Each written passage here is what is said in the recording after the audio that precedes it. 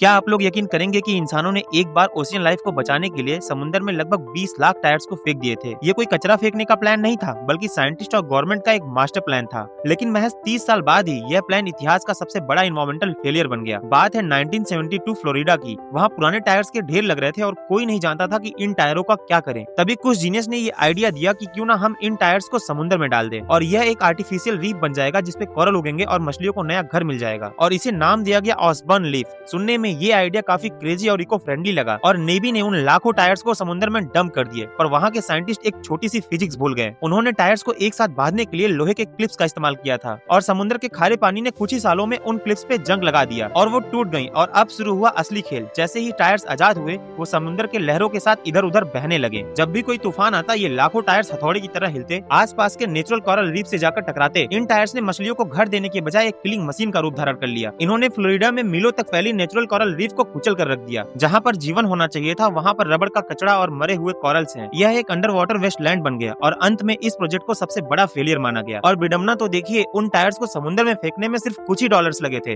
और उन्हें निकालने में अब मिलियंस ऑफ डॉलर खर्च हो रहे हैं। नेचर को फिक्स करने की इंसानी कोशिश ने नेचर को ही डिस्ट्रॉय कर दिया। अजीब है ना? तो ऐसी और भी अजीब चीजें जानने के लिए सब्सक्राइब करके जाना।